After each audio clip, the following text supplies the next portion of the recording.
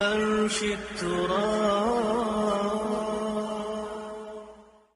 روزہ نہ صرف یہ کہ انسان کو روحانی ترقی عطا کرتا ہے، تقویٰ دیتا ہے، بلکہ جسمانی طور پر بھی روزہ بہت مفید چیز ہے. انسان کے جسم کا اس پر حق ہے. عام طور پر ہم سمجھتے ہیں کہ یہ حق جسم کو کھلا پلا کر دیا جاتا ہے یا بہت آرام کر کے دیا جا سکتا ہے، حالانکہ بسا اوقات جسم کا حق کھانے پینے سے رک کر دینا ہوتا ہے، اور روزہ دراصل جسم کا حق دینا بھی ہے. ہمارا معدہ دن میں سارا وقت کام کرتا ہے، ہم اسے چین نہیں لینے دیتے. کبھی کچھ کھا لیتے ہیں، کبھی پی لیتے ہیں، کبھی کچھ منہ میں ڈالتے ہیں، کبھی کچھ منہ میں ڈالتے ہیں. اس بیچارے کو آرام تو ملتا ہی نہیں. اور نہ صرف یہ کہ معدہ، بلکہ اس کے ساتھ جگر جیسی چیز جس کو غذا کے ہضم میں مدد دینے کے علاوہ 15 اور کام کرنے ہوتے ہیں. رمضان میں جب 10-12 گھنٹے کے لیے معدے کو سکون ملتا ہے، جگر کو کم کام کرنا پڑتا ہے، تو وہ زیادہ صحت مند ہو جاتے ہیں. یہ جسم کی زکوٰۃ بھی ہے.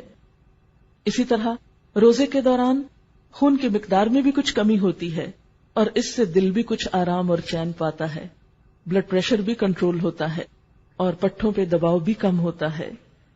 افطار کے وقت تک خون میں موجود غذائیت کے تمام ذرات تحلیل ہو چکے ہوتے ہیں، یعنی انسان وہ سب کچھ استعمال کر چکا ہوتا ہے، اور اس سے پھر شریانوں پر یا وریدوں پر چربی نہیں چڑھتی اور انسان زیادہ صحت مند ہوتا ہے.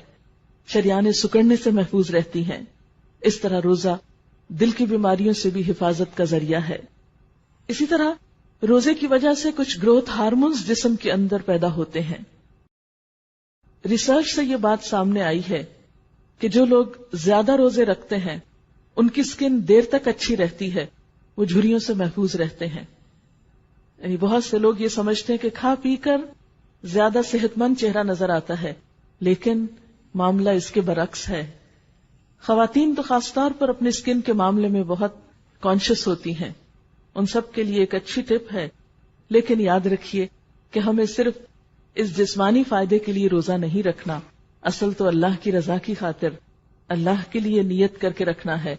لیکن جب کوئی شخص اللہ کا ہو جاتا ہے، اللہ کے لیے کوئی کام کرتا ہے، تو ایسا نہیں ہوتا کہ دنیا کا فائدہ اس کو حاصل نہیں ہوتا. بندہ مومن کی تو بہرحال پرائرٹی آخرت ہے، دنیا تو دوسرے نمبر پر آتی ہے. اس لیے اگر آپ اللہ کی خاطر ایک نیک کام کریں گے تو دنیا میں بھی اس کا فائدہ اٹھائیں گے. گروتھ ہارمونز جب بڑھتے ہیں جسم میں تو اس سے پٹھوں میں پروٹین بڑھتی ہے، اور فری فیٹی ایسڈز کی تیز حرکت کی وجہ سے پٹھوں کو توانائی مہیا ہوتی ہے. اسی طرح روزہ رکھنے سے خوراک کی توڑ پھوڑ کا بنیادی نظام میٹابولک ریٹ جو ہے وہ بھی معتدل رہتا ہے.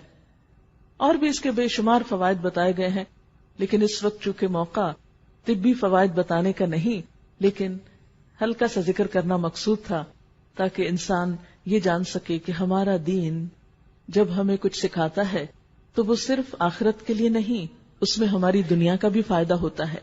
بہت سے لوگوں کو یہ غلط فہمی ہوتی ہے کہ اگر ہم دین کی طرف آئیں گے یا دین کے لیے کچھ کام کریں گے تو شاید ہمیں دنیا مکمل طور پر بند کرنی پڑے یا دنیا ہم سے چھٹ جائے گی. نہیں، اللہ تعالیٰ ہی نے یہ دنیا بنائی ہے. وَلِلَّهِ الْآخِرَةُ وَالْأُولَى، یہ دنیا بھی اور آخرت بھی سب اللہ ہی کی ہے.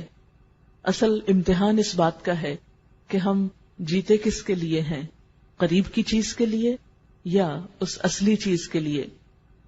اور ہم جو بھی کام کرتے ہیں اس میں فائدہ کس کا دیکھتے ہیں، صرف دنیا کا یا آخرت کا. آخرت ایک بلند منزل ہے. جو انسان بلندی کا سفر شروع کرتا ہے اس سے کم تر چیزیں، راستے کی چیزیں اسے ملتی چلی جاتی ہیں. وہ تو راستے میں آتی ہی ہیں، دنیا تو راستے میں آ جاتی ہے. لیکن جو شخص آخرت پر اپنی نظر رکھ کے جیتا ہے اور وہ قدم بقدم سفر کرتا چلا جاتا ہے، اسے وہ منزل بھی مل جاتی ہے اور راستے کے فائدے بھی اٹھا لیتا ہے.